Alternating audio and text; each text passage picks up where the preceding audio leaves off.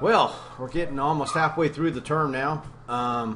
There's a couple things coming up. One thing I'll post this week is kind of a compilation of all the homework that's going to be due. I mean, nothing new. It's just it'll just have it in a single source. If you remember from the syllabus, obviously you can reference the syllabus, but the way you do the homework is it will all be turned in prior to you taking the exam. So that's the next thing. This is just the midterm that's going to be coming up, I believe 16th. So we got a little while. And again, what I'll do is after I do this lecture, there'll be a separate video, and it'll be titled Exam Prep or something like that. But it'll be a summation of everything we've talked about and emphasizing the key points.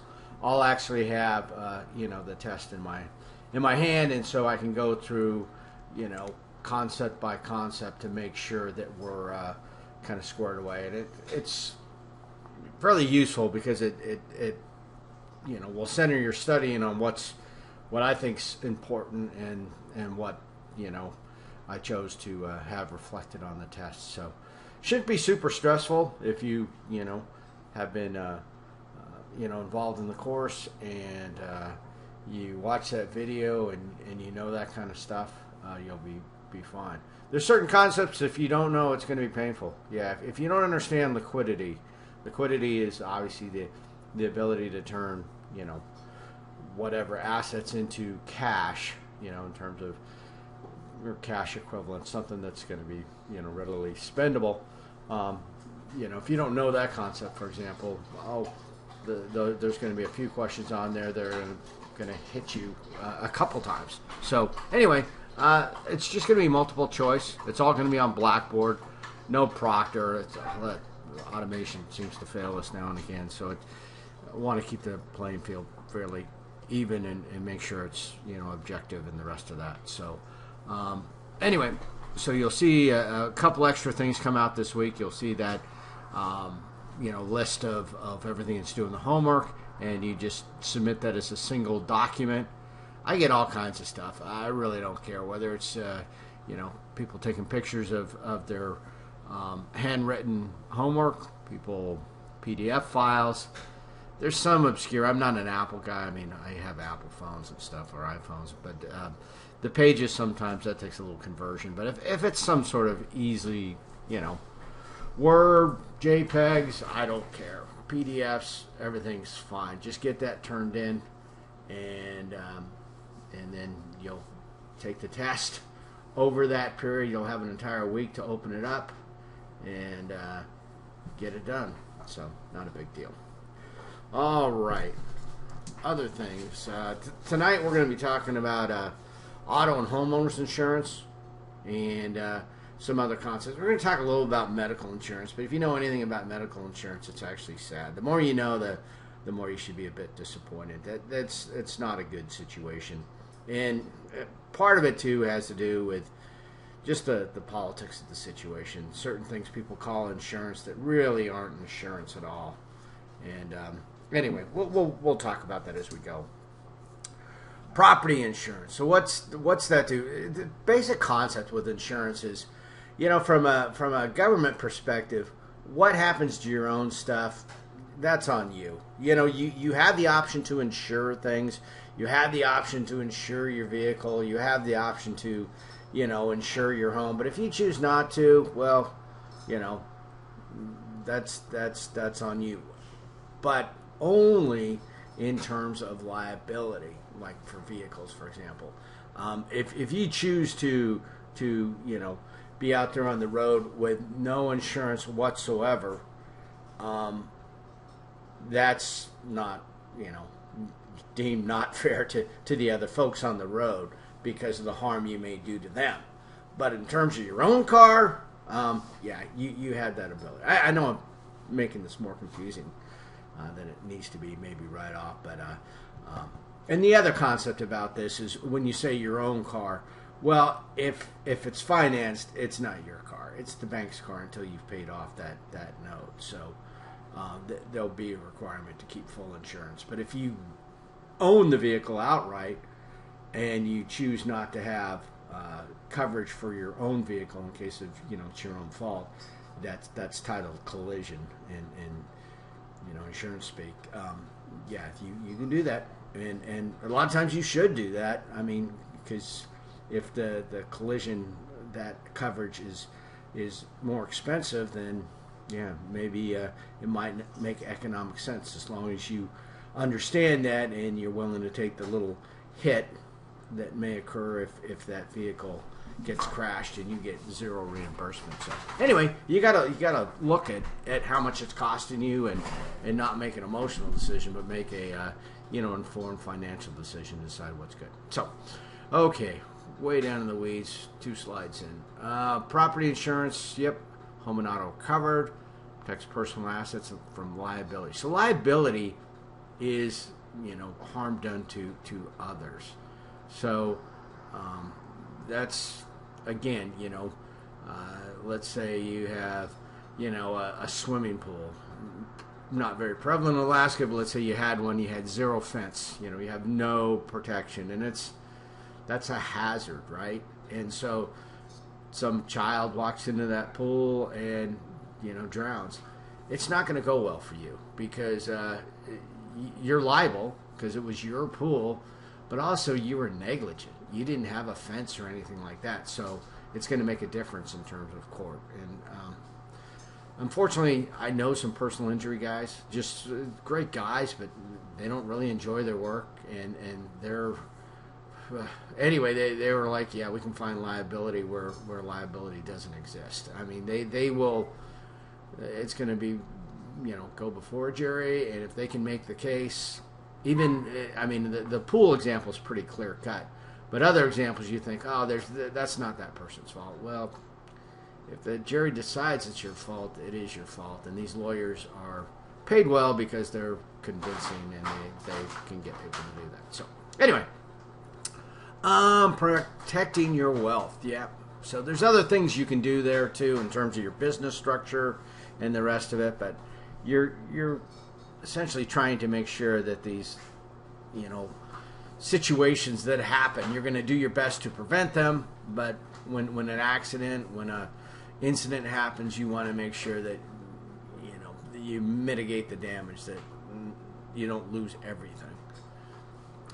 So risk management, avoid risk, reduce risk. So risk is inevitable. You can do your best. Avoid risk. Yeah, don't own anything. Risk to your personal wealth. But risk in terms of your safety. I mean, the best way never to be involved in a traffic accident is never to drive and never be a passenger. Just be a hermit and live. I mean, some of this is just not realistic, or at least not where you want to be. So reducing risk, managing risk is the more logical thing to do. And then also a certain amount of risk that's not very likely to happen. Like, let's say, well, even an auto situation. Somebody's going to get in a car accident today. Is it going to be you? It's probably a 1 in many thousands chance of that happening. So it makes financial sense for third-party insurance companies to insure against that risk. And that way, you, for a relatively small premium, although some of us may consider it large, anyway, can kind of group together and the insurance company can make some money by knowing that they're taking money from everybody and only having to pay out for that 1 in 10,000 sort of chance. And so that's a viable insurance model. There's other models that are not viable. Flood insurance. Flood insurance is not a private program. Cannot be a private program per federal law. You can buy flood insurance through your insurance agent, perhaps, but they're only acting as a broker. They're tapping into the federal flood insurance program. And the reason why that's the case is because flood insurance, it happens to everybody at once, right? If you're in an area, let's say you're down in South Florida, a hurricane comes along, and the water goes up, the storm surge, everybody gets flooded at once. So if it was a private insurance company, they would take your money, year after year, and then when that big hurricane comes with a storm surge, everybody gets flooded.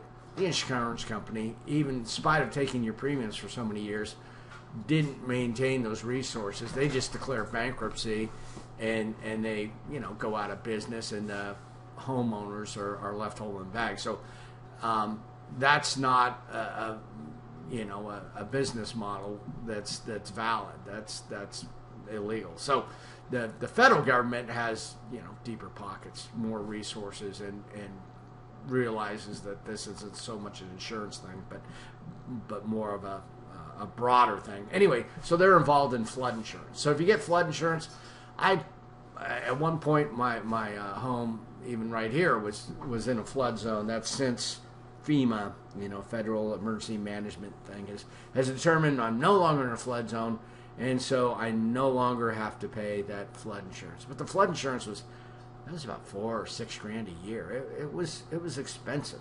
So anyway, but flood insurance offered by a private company is not a valid business because it's deceitful. They're making a contract with you that they can't honor. They can't cover everybody at once. Insurance works on taking a little bit of money from everybody and then just covering those few who are affected. Flood insurance is the opposite of that. So, kind of beating a dead horse. Accepting the risk. Yeah, you can do this. The state of Alaska, for example, is self-insured. They're like, yeah, we could pay insurance premiums to a different company, or we could just have self-insurance and we could just suck it up and pay as we go. And it's because the state of Alaska is a large enough entity where they would sort of mimic an insurance company in that case. There's also, in most states, for example, automobile insurance.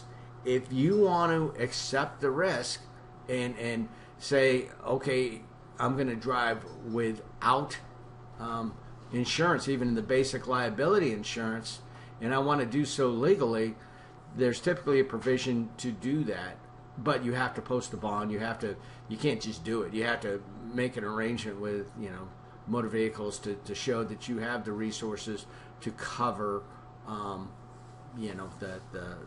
liability that you're essentially exposing others to by you driving on the road.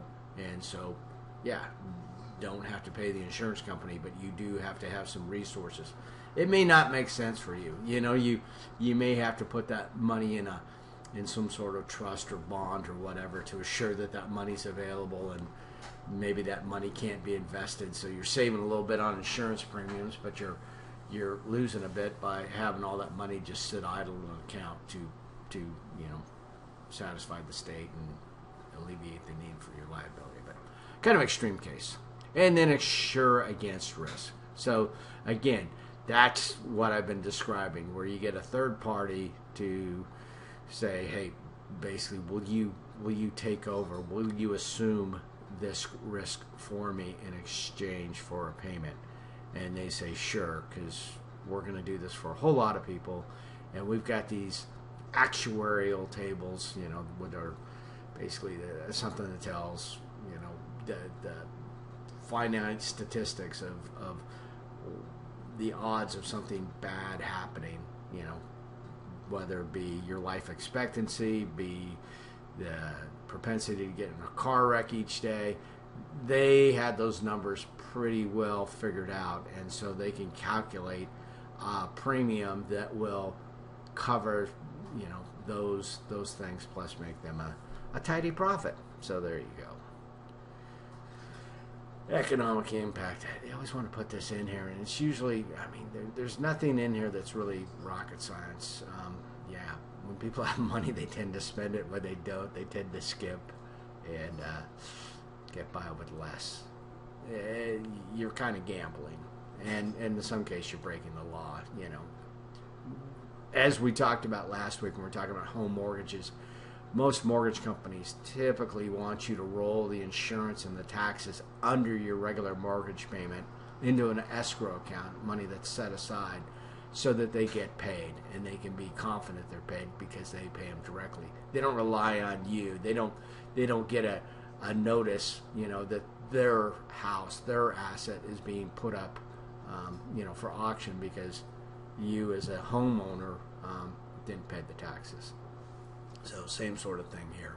Insurance companies, they want to make sure that their assets are protected. So we've got property, life insurance, health insurance. So the health insurance is the one that gets kind of controversial, kind of sketchy, because people will use insurance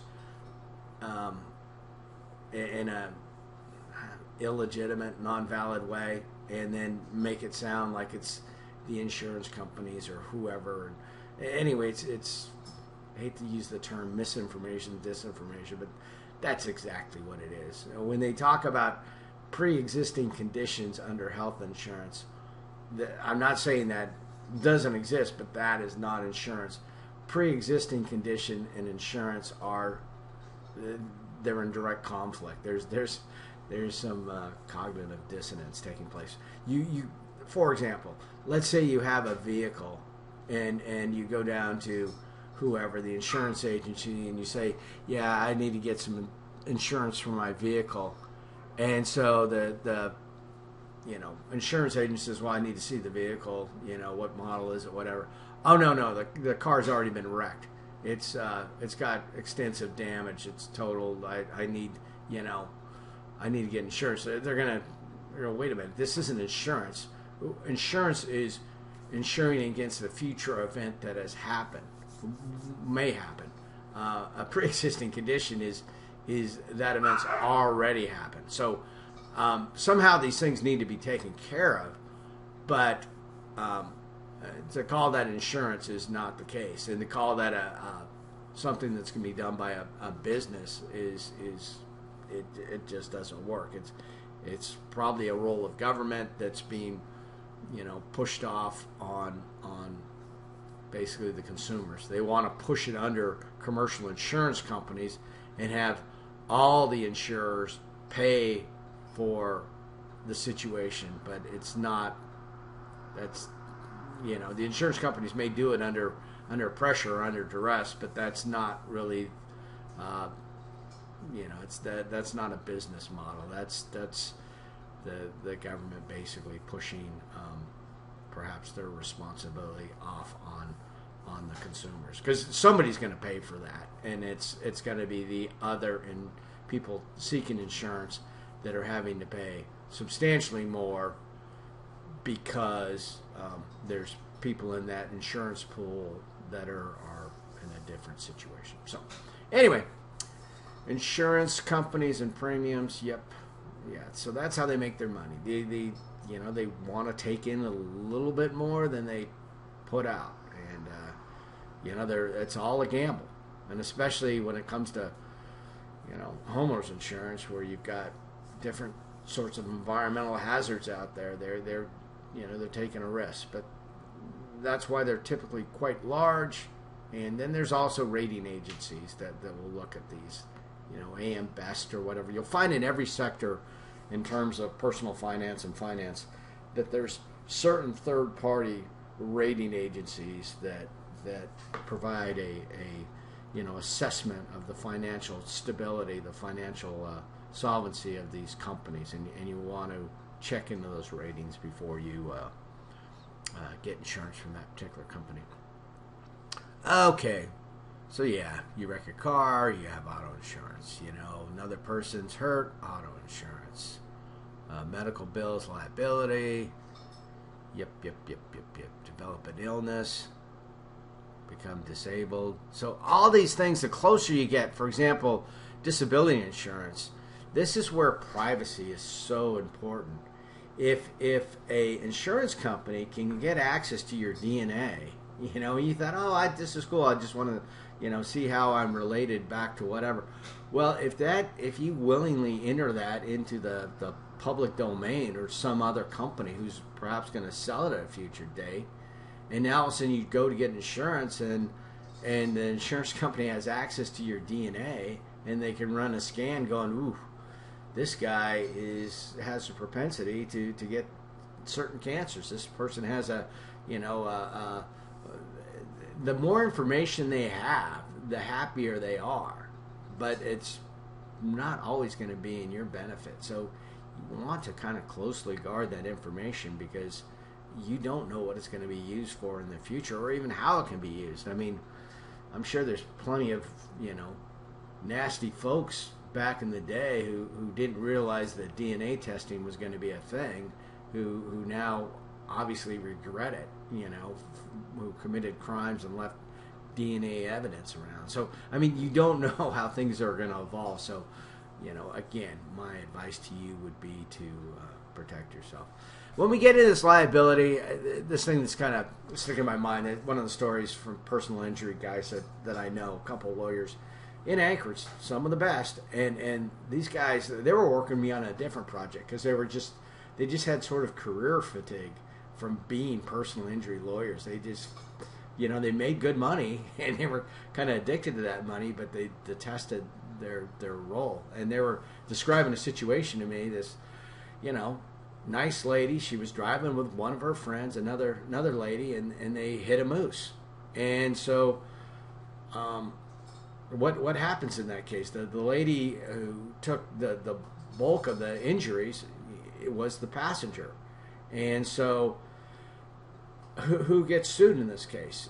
She's driving down the road.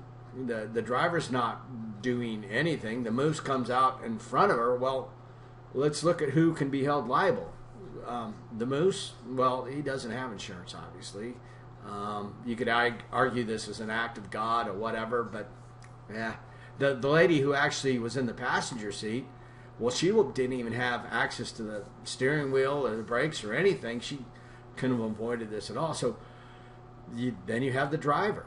Well, guess what? The driver is found liable. Now, did he cause this thing? Was she out, drinking and driving 90 miles an hour? No, she was doing everything within her limits to prevent the accident. But just the same, when it goes in front of the jury, the people, feel that the lady in the passenger seat, somebody's got to pay the bills. And so who's it fall upon? It falls upon the driver. And did she do it? Well, no. So anyway, it gets the whole trial system and they talk about tort reform and some of these things to limit liabilities and maybe limit personal injury lawyers and limit other things. It's an issue. So anyway, we're not going to solve it in this course. Role of insurance agents and brokers. Do they have a huge role? I don't know. Are they going the way of the travel agents? But travel agents are most part replaced by online purchasing. Tellers and banks, they do some functions, but not like it used to be. ATMs and automatic debits and all that kind of stuff it's not a growth industry. And the insurance agents, I don't necessarily, need to talk to these people. I guess if there's a claim, they're always going to be involved. But just the same, they pretty much want you to put all the details online, and they just get on at the last minute and kind of confirm the details and give it a once-over. But their role is becoming more and more limited. But it does mean that, you aren't limited to just a local insurance company. I've had a few local ones, and I have to have one for my business. It's hard to find business insurance that is done online or any of that kind of stuff. But I get better service from the online insurance than the others. Anyway, auto insurance, personal injury attorneys. Yeah, I mean, there's the cost is out of control in some cases, and so they're trying to put in programs to limit that. But just the same, I mean, if it truly is a situation where somebody's careless and reckless, you want them to be compensated. And then the personal injury, the way they seek their compensations many times is on a portion of that settlement. So again, beyond personal finance course, but yeah, there's a existing larger problem. Yeah, it's a contract between you. You know, you pay in a certain amount, and they pay you, they cover you, they accept that risk. Auto insurance policy coverage. There's a certain formula, or not, I would call it formula, but a way that they state your insurance, and it has to do with your different coverages. You know, bodily injury, so liability associated with injuries caused. So liability and cause are linked together. And then the property. And there's going to be certain minimums set within the state. Now, you can easily exceed those minimums. And sometimes some of these minimums you're going to see are just laughable. They're so low. You know that vehicles cost way more than that, and doctor bills are way more than that. So typically you'll have more than those minimums. So this is how they're stated in this series. You know, with the personal injury, and then all three, or however many people combined, and then the property damage. So keep in mind, you know, property damage, and if you are in an accident on the highway and you hit some guardrail as well, that's you as well. You're going to have to pay for that. So, you know, it doesn't take long to exceed any one of these types of charges. And then by law, do they enforce it? I've got a fence that got hit by some guy, and I'm trying to get compensated for that, and it's, you know, the troopers, DMV, whatever. It's it's disappointing, to say the least.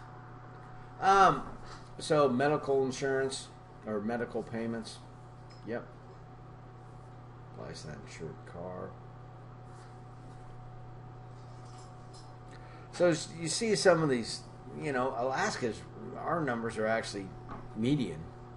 These numbers go up routinely, but you can see some of these states, I mean, $5,000, really? I have some $5,000 cars, but hopefully you don't. No, I've got some trucks that are maybe not of high value, but they're useful. But anyway, these numbers, keep in mind when you go to your insurance company, you know, when you get these numbers, your numbers will probably be significantly higher. These are just minimums.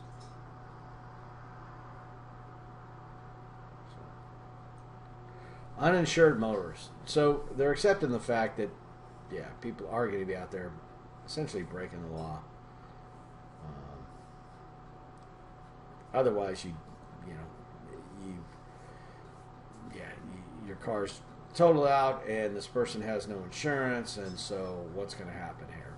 You know, the person will hopefully, maybe, get a ticket for not having the insurance, but whatever. That's not even a certainty. What is a certainty, though, is your car is damaged, and who's going to pay for it? So that's why you need uninsured motorist coverage. Collision and comprehensive. So this is the part that you have some, you know, this is a personal finance decision. So if it's a car that's still under finance, yeah, they're probably going to insist on you having collision.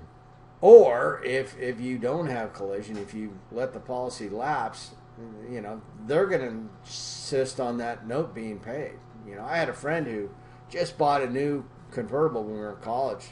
New to him. It was, you know, a Beamer, and he took his little girlfriend out to the beach and whatever.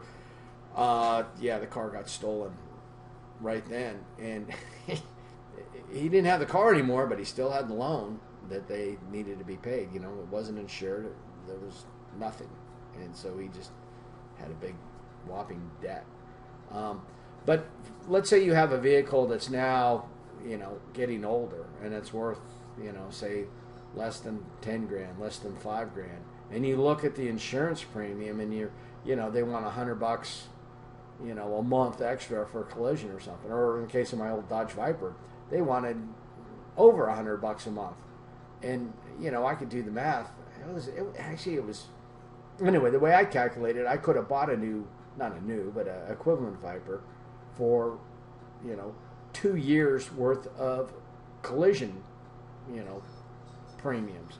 So it was kind of a no-brainer. You know, every 2 years I don't crash this car, I could, essentially buy another one. So again, not a bad thing, drove with a little bit more care. So collision is something that you can say, I'm going to suck it up. If it's my fault and I caused the accident, the other person's car is going to be covered because by law I had to maintain that liability coverage. But as for my own car, I'm not going to get any reimbursement. So again, it's just it's a price thing. It depends on how expensive your insurance is. If you've got not such a good driving record, and your insurance is incredibly high, it may be unaffordable for you to have a collision. So that may be a reason where you don't want such a valuable car. Now, again, in Alaska, especially as we're coming into winter, there's unique hazards up here. There's ice and other things that are going to cause accidents. And yeah, you slipped on the ice and but if it's a single car accident and you crashed, it's your fault, right? So, can you weather that storm? Can you suck up and lose that money? You can still write it off on your taxes. I've had at least one vehicle where it was a complete loss, and yeah, it was kind of painful. I mean, the value of the vehicle is only a couple $3,000, and so I wrote it off on my taxes. But yeah, in terms of insurance reimbursement, I got nothing.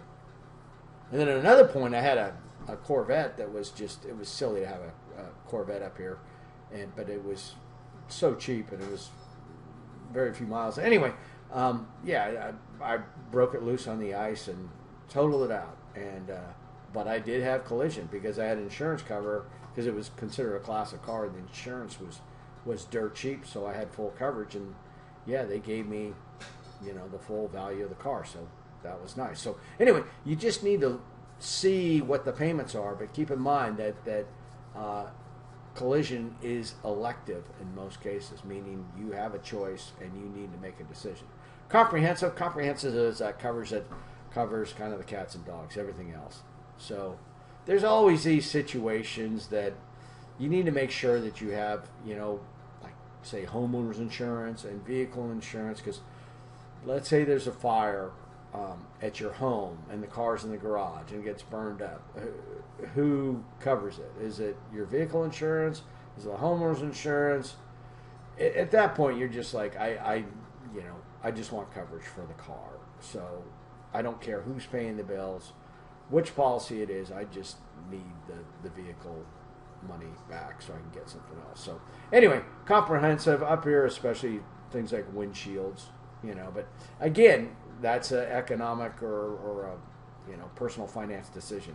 Do you just find a cheap windshield guy and get it done for a few $100s, or do you make an insurance claim, or does your insurance company say, hey, if you'll fix it with one of those filler type things and essentially end up with a pretty good windshield, we'll cover that for free. Anyway, you have some decisions to be made in there. But when you file claims against your insurance company, they keep track of that. So it's not a whatever. They may pay out the claim, but expect your premiums to go up the next year. So they're going to get their money back, which is kind of sad. Deductible. So deductible has to do, this is another thing that you have control over. And if you're concerned about your insurance being too high, you want to limit those numbers. Obviously, you want to make it as low as possible. But if there is an accident, you also want a reasonable deductible. So I've had deductibles in most cases. I think on my home and my vehicles, I have $1,000 deductible. Meaning, if there's an accident, obviously the damage needs to be more than $1,000 before I'll even file a claim. And if it is, say there's some vehicle accident resulting in $6,000 to my vehicle, I'll have to pay that first $1,000. The insurance company is only going to pay me $5,000, and I'm at risk. Now I could have a lower deductible, say a $200 deductible, meaning $5,000 worth of damage to the vehicle. The insurance company pays $4,800, and $200 is my deductible. So anyway, you can set that deductible as you want and see how it influences your premiums. So, and yep. So the auto insurance is one of those things that obviously you need to have, but it's a competitive marketplace. And the companies that you think are the cheapest may not be the cheapest. Keep in mind, when you see certain insurance companies flying airplanes trying to get you to switch to their insurance company, or they got their little, gecko all over every TV ad, somebody's paying that bill. Now, marketing can be pretty powerful, and it can maybe get them more subscribers, but it also has some overhead. So, again, you have the tools and the ability to search and compare rates and compare service and do all that, which is something, again, you need to do to make an informed decision. So we talked about all this: bodily injury, uninsured motorists, collision, the part that's just your own car, if it's your own fault. Now, if somebody hits you, that's on them. Your car is going to get fixed by their liability insurance, but collision applies when it's your fault. Medical, car not in an accident. The other thing about this is you may or may not be in a situation where you rent cars, but if you are, before you go to the airport, before you rent the car, call your insurance company or in some way get informed as to what is covered. The rental car companies, they want you to take their insurance, and they want to essentially double the cost of the rental with all these little coverages to give you that sort of peace of mind. And you don't have time to do the research at that point. So a few days ahead of time or months ahead of time or whatever, you need to kind of know what under your normal homeowner or your normal auto insurance policy that insures your day-to-day car, is there a provision for rental cars? In my case, yeah, there is. It's not an issue, so I can waive off all that extra insurance with complete peace of mind and no risk. But you got to know that ahead of time. Characteristics of your car, repair record of your car. So yeah, different things. Your age, your mileage, your driving record. So all these things, made like that Viper pretty much uninsurable. Value of the car was semi-high. Repair record, it's a one-off kind of thing. There weren't that many made. The costs are going to be expensive. But the demographics of the people who drive that type of vehicle, they're usually not so much in Europe, but over here, it's somebody who's having a midlife. They've got, whatever, they're trying to impress people with their vehicle and all the rest of it. And so they're probably drink a bit, they probably may not drive very much, but they're probably going to have a pretty interesting driving record, to say the least. So anyway, which vehicles and sports cars or high dollar cars are typically going to be much more expensive. Something like again, pickup trucks are quite popular because, again, in an accident, there's a little bit more metal there, maybe a little bit less in terms of, injuries. But anyway, safety records of different vehicles. Some of the safest cars are some of the cars, but again, the super small, they may have more propensity to have higher medical issues. Yeah, school performance. They want information. If they can make some sort of linkage between kids with straight A's don't get in accidents, well, they'll use that information. They'll whatever correlation they can find. If they can show some validity to it, they'll certainly use it. several quotes, compare price and renewal time. So yeah, it's something you just can't ignore. You need to go and test it out. There's a certain company though. I mean, I'll mention them by name, Haggerty, who does classic cars, and my old beater Toyota 4Runner is considered a classic. I mean, my insurance on that thing is dirt cheap, and my Corvette was insured through them, and no questions asked. I totaled that thing out about whatever, less than it's completely totaled out, but somehow I drove it home. I mean, I wasn't drunk or anything. Don't get me wrong, but I slid around in the ice on an early morning and managed under its own power. It wasn't going to run very long. I mean, there's coolant everywhere and everything else, but I drove it about 3/4 of a mile back onto my property, and they sent me a check, no questions asked. In fact, I even kept the vehicle because I'm going to do something with the powertrain. But anyway, yeah. So when it was totaled out, they said, yeah, the salvage value was worth about $800. I'm like, yeah, I'll go ahead and keep it. And anyway, so there's some good companies out there. And now those guys won't insure, any of my farm vehicles. They won't insure, other stuff, but they will insure what they consider classics. And if you've got a beater with a heater, it's I don't know. Like I say, my 4Runner's considered a classic, which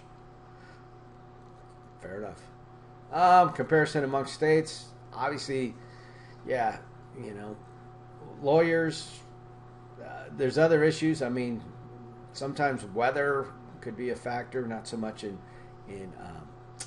auto insurance, but different characteristics. But yeah, there's nothing cheap in New York. Homeowners insurance. So this has to do with lots of things. I mean, homeowners insurance is one of the things I've always had the coverage, but I don't know that I've ever filed a claim. It's normally not that expensive. The one time I did want to file a claim, I had a discussion with the insurance agent. There was some flooring that got damaged, about $5,000 worth of. She's like, okay, do you really want to file it? Because if you do, we're going to raise your premium. Like, it's just very mercenary on her part. And I'm like, yeah, you're right. I'm not going to file a claim because whatever. But in many cases, in terms of the whole structure, in terms of a catastrophic loss, a fire or something like that, yeah, I definitely want the coverage. And fire, burglary. The thing about fire is it's not even so much the fire, the heat, but it's also the smoke. The smoke, the water, when they're trying to put the thing out, if it's like that, can often do significant damage. They have these different hazards that are categorized. They also have renter's insurance. You may find it, a lot of you may be in a rental type situation now, and your landlord will insist upon renter's insurance because they want that a bit of liability coverage. They want multiple policies in effect. Mobile homes, nuclear accidents, terrorism. But you got to keep track. Certain things that you think, oh, of course it's covered, like something like an earthquake. Yeah, many times not. Most of the times not. So you need to know what your coverages are, and the answer isn't always, oh, then I just need to go buy earthquake insurance. No, you need to look and see how much that earthquake insurance costs, and it may be prohibitive. And it may put you in that situation where now you're all of a sudden not very comfortable because you're knowing that although the chance of an earthquake destroying your home is probably quite low, you have no coverage for it in many cases because it's not covered under your homeowner's insurance. So, especially in Alaska, you want to know what that coverage is like. This is also important. The coverage you have, cash value replacement. So, the TV falls off the wall in the earthquake. So, in this case, it's not structural damage. It typically will be covered by your insurance company. Now, again, is it a item that or you want to file a claim, you want to pay the deductible, even if it's a pretty nice TV, $2,000 TV, and you have a $200 deductible, is it going to be worth it in the long run? You got to make that decision. But the other thing that may make it a no-brainer is if you've got a cash value policy or replacement policy. Cash value, they may say, yeah, you may have paid $2,000 for that TV, 3 years ago, but it's kind of getting the end of its life. Technology's moved on. You can get that sort of TV for quite a bit less now. Here's your $200. That's your reimbursement. And then you go to the store and it's like, well, there are no TVs of that size and everything else for $200. Well, yeah, that's what we decided the value was. So that would, in most cases, if it's affordable, you want to insist on replacement cost policy. It's that same sort of thing where, okay, that $2,000 TV's off. Now they're going to give you the money to get the equivalent TV. Again, TV being unique in that technology changes. Maybe they're only going to give you $1,600 because that's what that type of TV now costs based upon things that have changed. But anyway, it's got to be equivalent. You're going to get it back. And you get into certain issues like, clothes that get damaged in a fire, they get smoke damage, they get water damage, they get, burned up, whatever. If they go with a replacement cost, you're fine. You're going to get a new wardrobe. If they go with cash value, they're going to set that value at like thrift store values. So again, you could make this much, much worse on yourself. It's bad enough your house got burned up, but now you may have a huge financial liability because you need to replace your stuff, and they're not giving you that full value. So, and again, documentation, going around with a video camera or whatever, GoPro or iPhone or something to kind of keep track of what you have, maybe an inventory list, and hopefully this list is kept with your important documents in at least a fireproof container, or ideally at another location, so that if you do have to file a claim, you can show what you had. Structures, yep, other structures, and then personal property. The thing with personal property that's covered on your homeowner's insurance policy, there's a addendum to a policy. It can be called a rider, a floater, a whatever. But the concept is, let's say you have a whole bunch of photography gear, and you just have your normal homeowner's insurance policy, right? And the fire comes through and burns up everything to include all your super expensive photography equipment. And you think, well, I'm good because it was in the home at the time and therefore it's covered. Well, if you read the fine print on the policy, you'll probably realize that there were, certain categories identified, and it may say, personal property, and it may even have subcategories. Personal property, photography equipment's covered up to a maximum of $300 or something. Some, laughably low amount compared to the amount of equipment you got. So when you're getting your policy, you may want to have full insurance. You may want to tell the agent or whoever's writing up this policy that, look, I've got this equipment, in this particular category, a huge gun collection, a huge whatever, and I want to make sure there's coverage. They'll be more than happy in most cases to write an extra, addendum to the policy, a floater, a rider, whatever. But anyway, in some manner, those little items need to be delineated, that you have coverage that's, in most cases kind of abnormal amounts to make sure that you've got the coverage. All right. Yep, personal property floater. So you'll see different terminology: floater, rider, addendum. they all kind of mean the same thing, at least for me being a non-lawyer. Home office provision. Yeah, I've had too many problems with the IRS over home offices. It's just not worth the hassle. Don't claim it. Liability. So lawsuits, we talked about this. You know, the swimming pool, the rake in the yard, I don't know. I guess they could get you on ice as well if it's a known thing and you're not taking care of it. If you haven't taken reasonable care, you're considered negligent. So, other things are going to happen. You know, additional living expenses, loss of provision. So, let's say your house is destroyed. They're going to build that back for you.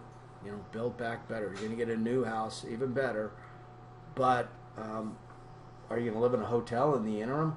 You know, are you going to have to board your dogs at some kennel? Who's paying for that? So it's nice to have that delineated.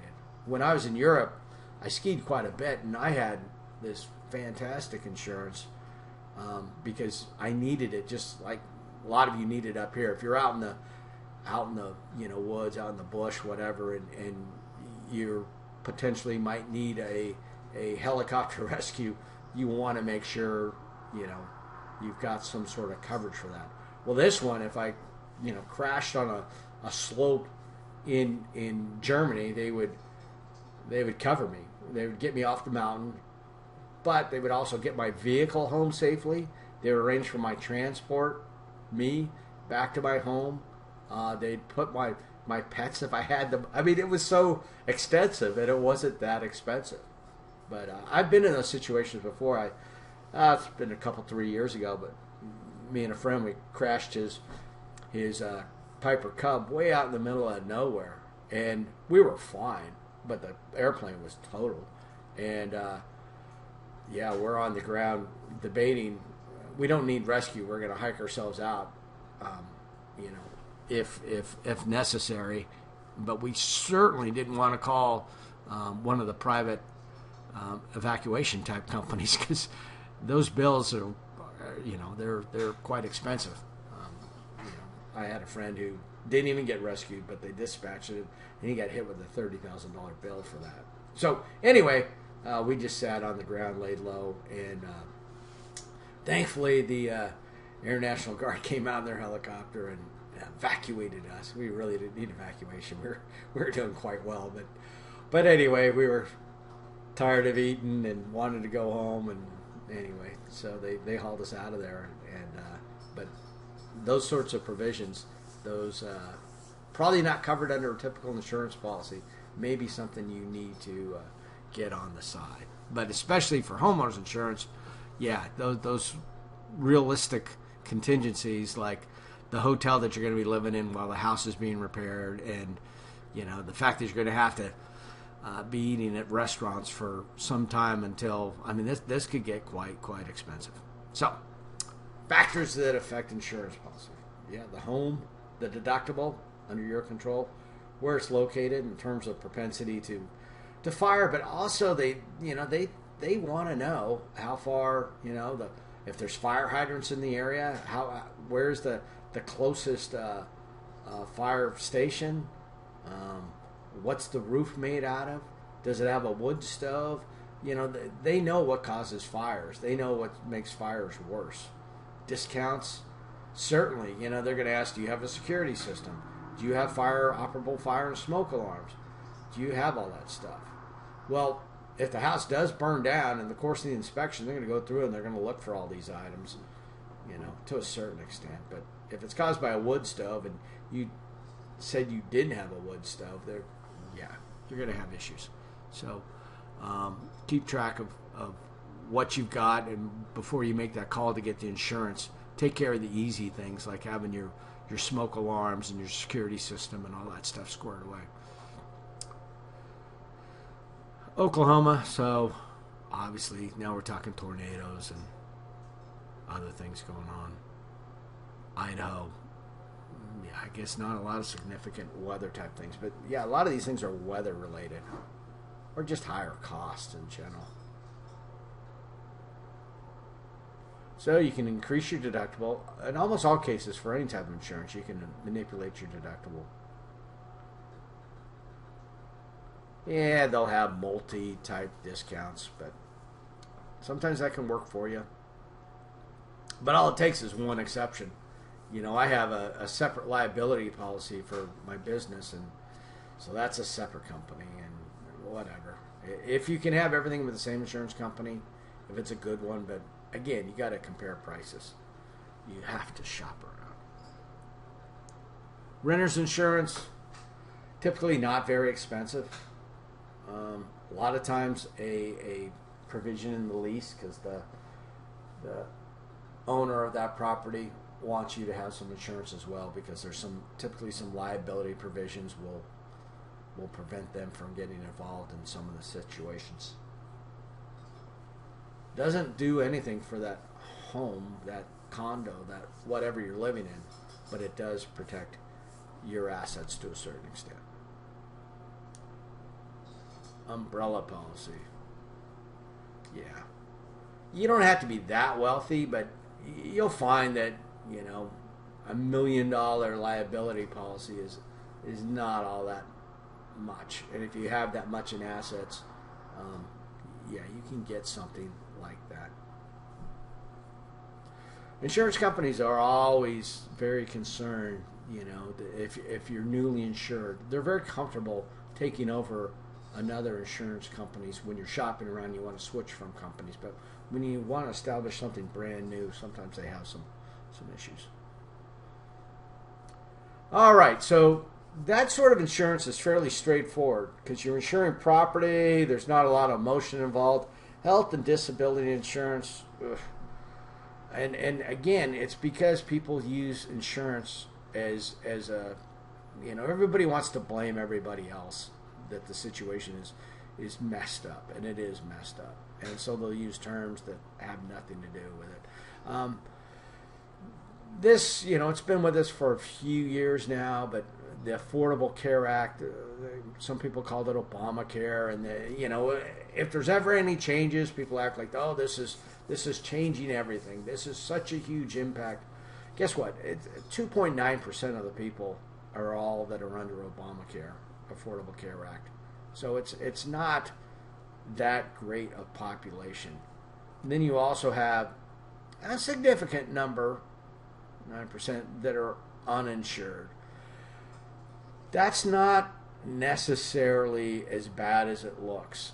This number could even be higher, but uninsured would also include sort of high wealth people who are like, you know what, I don't want health insurance, I can't afford, or if you're a high wealth person and you're getting older, you may decline health insurance because it's getting pricier, or you can get better service by a private doctor by paying in cash. So you may choose not to get external health insurance. So when you get to a certain age, they're more likely going to force you into Medicare. So you hit age 65 or whatever, and now you're in that program. So you've got the bulk of people getting their health care coverage through the employer, almost 50%, which is a great thing. The insurance companies like this because it limits costs. They're not insuring an individual, so somebody with a terminal illness sneaking under the wire and getting insurance at the last minute is not as likely in that case, because you're looking at a broader pool of people, and the cost of it, all the administration costs are, there's whatever economy in the numbers of the people insured. Medicare, this is for older folks. Medicaid, this is basically welfare. So a lot of the folks, when you apply for Affordable Care Act, unless you have this sort of sweet spot of financial situations, you may not be in the Affordable Care Act realm. You may be of less financial means, and and you're actually into Medicaid, which is the welfare section, and then Medicaid CHIP, this has to do with dependents for children, so a big portion of it, and then other, and then uninsured. So keep in mind that most people get insurance through their employer.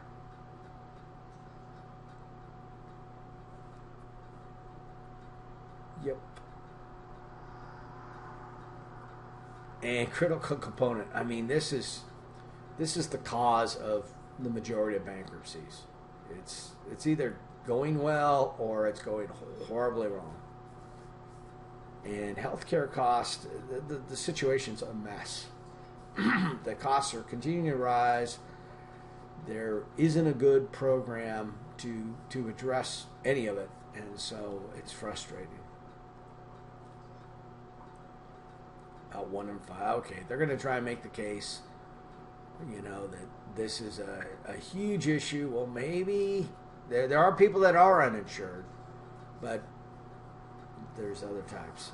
Prior to the Affordable Care Act, there were in some cases less uninsured because you could say, somebody in the typical demographic of being a student in this class, you wanted some sort of medical coverage, but you're young and healthy, and you could just get some sort of catastrophic coverage that's going to cover you in case you develop some sort of cancer or terminal illness or something like that. But because you're young and healthy, the odds of that are so small that your insurance would be quite inexpensive, so you would do that. Well, under the Affordable Care Act, that was no longer possible.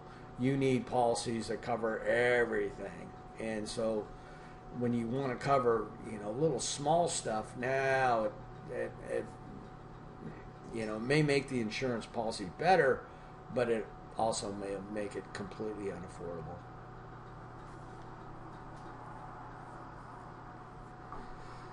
So I address pre-existing conditions. I'm not trying to, get people angry, but pre-existing conditions and insurance, that's a made-up term. It doesn't work that way. Other coverage, rehabilitation, mental health. So yeah, there's other coverages that I'm not saying aren't necessary, but it definitely has changed the price and availability of insurance. Pregnancy, dental insurance, vision insurance. Vision insurance is kind of the outlier here, because vision insurance is viewed typically as being optional and also being very competitive, and so costs tend to be quite a bit lower. Even dental insurance to a certain extent. But if you looked at the value of some of the laser surgeries for corrective eye surgery, they're quite affordable compared to what they would be if there was not a competitive marketplace. So that might be the model for going forward in terms of getting the rest of the insurance in line, but it's obviously not going to address the notion of pre-existing conditions and how that needs to be dealt with outside of the insurance business. Determinants of unreimbursed medical expenses. So, deductible, co-insurance, stop-loss provision coverage. So, there's a lot of costs that can fall upon you if you don't have coverage. If you don't have insurance at all, well, then you're going to be down in the Medicaid realm. You're going to be getting some coverage, but it's may not be the care you want, but the cost is going to be borne by the state in that case.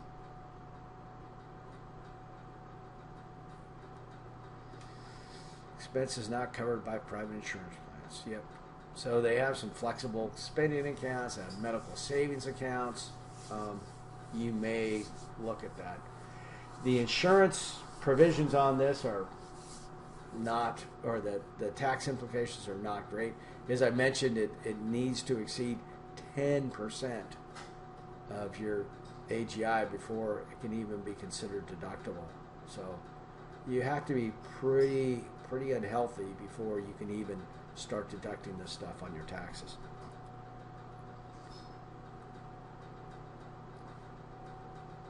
So Medicare, again, over 65, all these different parts that will probably change their names by the time you get to that realm.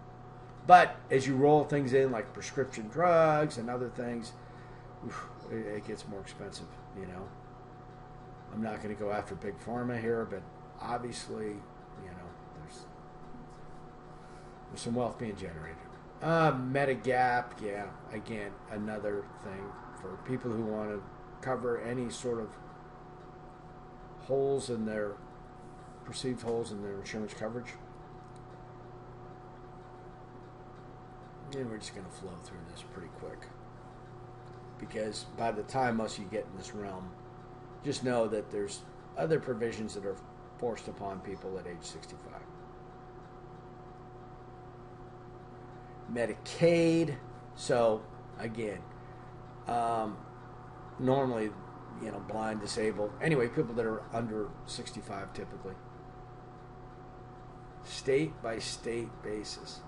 So administered by the states. Obviously with federal grants doing a lot of it, but the states have control. Affordable Care Act.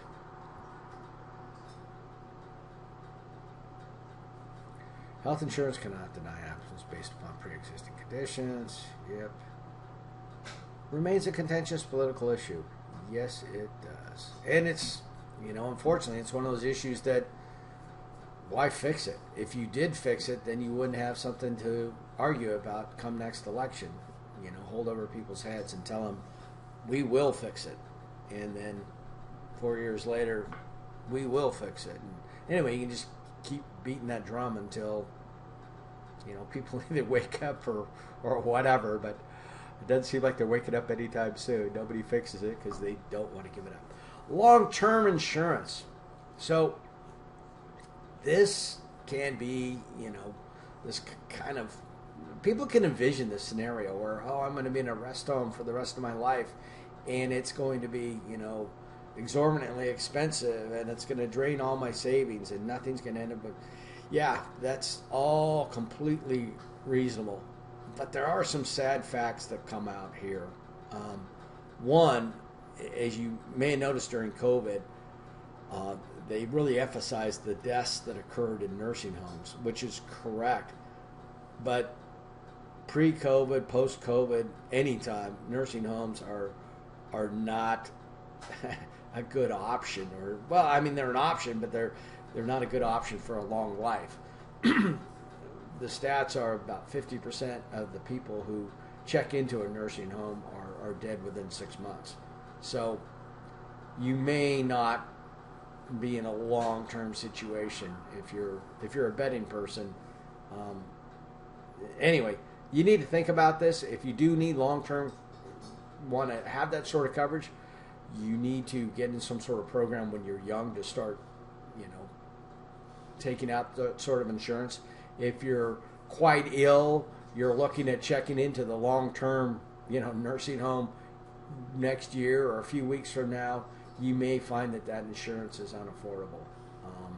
So it's, yeah, the you know, the different government programs may take over that program, but I just know the case of my ex-wife's grandmother. We had to sell her house and do all that stuff. She had to be essentially broke before the government would start to pay the nursing home cost. And then, as to be expected, she didn't last very long either.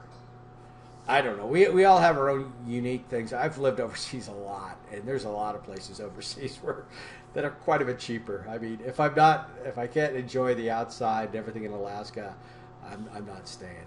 I'll be somewhere on a beach, getting handed margaritas till my head caves in. So that's everybody's got their own plan, but sitting around in a bed watching bad TV for the rest of my life is not where I want to be. Long-term insurance provisions. So, yep. a lot of factors that go into this. If you're considering it, yeah, make that decision early. Maybe do it while it's subsidized by your employer. And it was always an option. Whenever I was working for one of these big corporations, they always had, these types of programs. And it was a monthly deductible, and it ensured you care. And if that's important to you, that peace of mind, then, go for it. But for me personally, well, actually, if you've got a whole bunch of family in a certain area, you may want to stay there. But for me, I would relocate to a lower cost, better climate area. Better climate for somebody who's sitting inside anyway. Factors affecting long-term care. Yep. Provisions, age, health conditions. So again, if you're healthy when you do it, if you're young when you do it, they're going to be collecting these policies for premiums for a long time. It's probably going to be quite affordable. As you get older, as your health deteriorates, it's going to get way worse.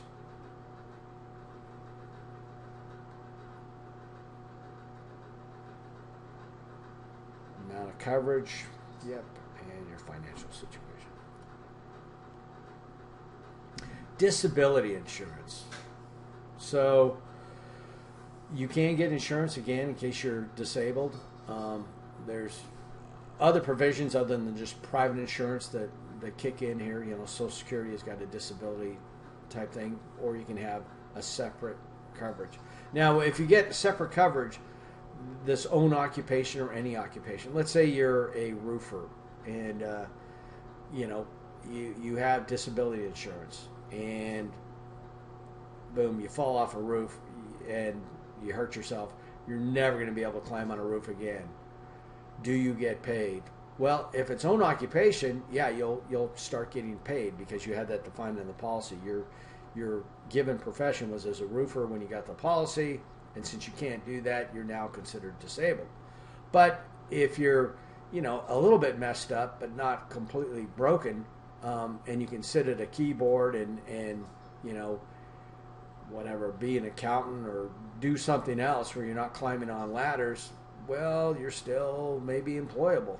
You may be available, not disabled from any occupation. You may just be disabled from that particular thing. So you may not get anything until you were fully disabled. So that's what they're talking about there. And obviously the one that's very restrictive is going to be quite a bit cheaper. But if you're a roofer, a logger, or whatever that tends to get hurt, you may find that, that insurance is unaffordable. Disability insurance. So, individual disability insurance is what I was talking about. Employer, and then Social Security and workman's compensation. So if you are hurt on the job, it makes a huge difference whether it happened on the job or not. If you're in some sort of profession and you get an injury, you want to make sure that that's documented, that occurred in the workplace. And that's why most workplaces are, they're so safety oriented. They want to track everything down. So, make sure everything gets reported, because the financial implications of this are quite extensive. The other problem with disability insurance is not that it shouldn't be covered by Social Security, but it may not be a fair burden to put on our Social Security. And that a lot of times is what's leading to insolvency. These other programs that are administered by the state, workman's compensation and other things, let's say you're disabled and you're getting money from the state, there is a definite incentive by the individual states to get you put on Social Security, which is a federal program. So there's a couple lawyers that are kind of all over, used to be all over TV, big cowboy hats, and their program was to get you off of state compensation and get you onto the federal program. And they acted, as if they're working on your behalf. Really, they got paid a bounty, basically $500 or $600 for every person that they could get off of state programs and put them on the federal program, because the state, would save that money. So again, lawyers and tactics. Yep. Many insurance programs will have a certain period of time before the policy goes into full effect.